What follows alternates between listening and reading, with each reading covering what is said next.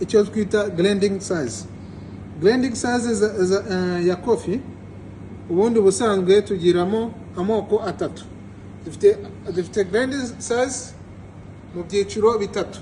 Ntabwo ari amoko ni ibyiciro bitatu. Tugire icyo bita fine, tukagira icyo bita medium, tukagira icyo bita coarse. Ushobora kwibaza ngo fine ikora ryari, medium ikora ryari, coarse ikora ryari.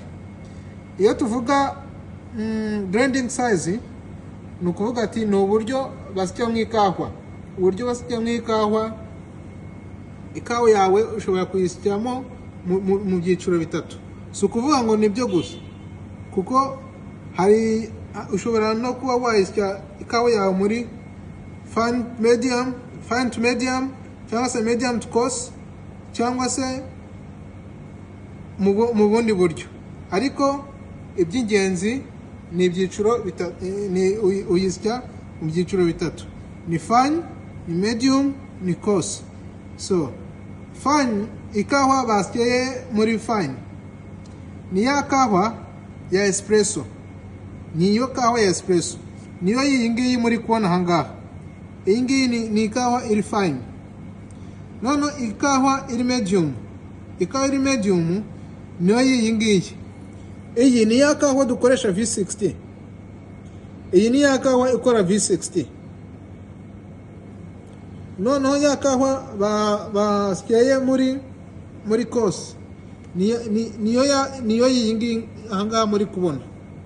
Iyi ni ya kawa ikoreshwa muri code bleu.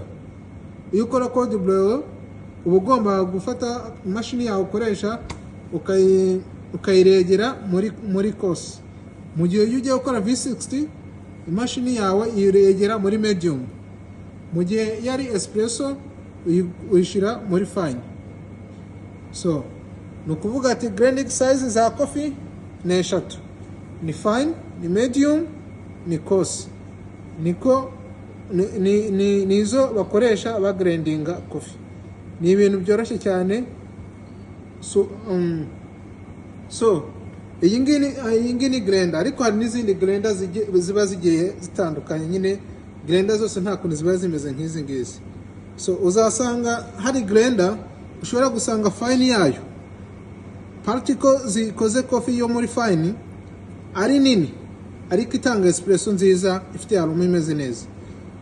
Kimwe nyine no kuvuga ati buri grinder hari uburyo uyisetingamo igatanga ikawa yo muri grinding size runaka itandukanye n'iyindi. Ntabwo zose ziba zifite grinding size za nuza zingana, biba bigiye bitandukanye na grinder wakoresheje.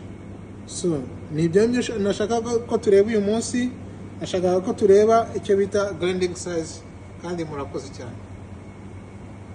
So iyi ni fine, iyi ni ikawa iri fine.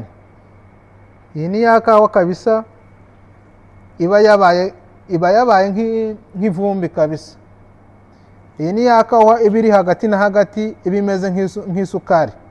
Iyi imeze nk'isukari. Naho iyi ngiyo aba ari nini buhoro, niyo bakoresha code bleu.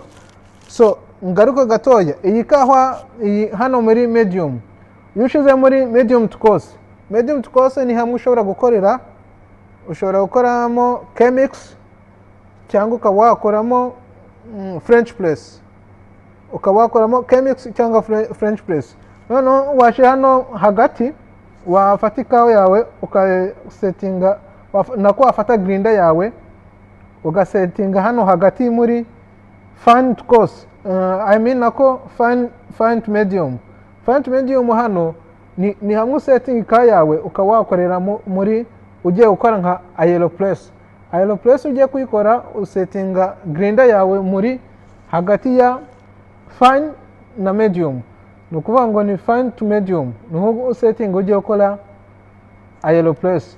Mu gihe medium to coarse hano usetinga ugiye gukora chemix, cyangwa ugiye gukora V60 naho nta kibazo, ariko V60 nziza nyine ushaka gukora imeze neza uyikorera muri medium.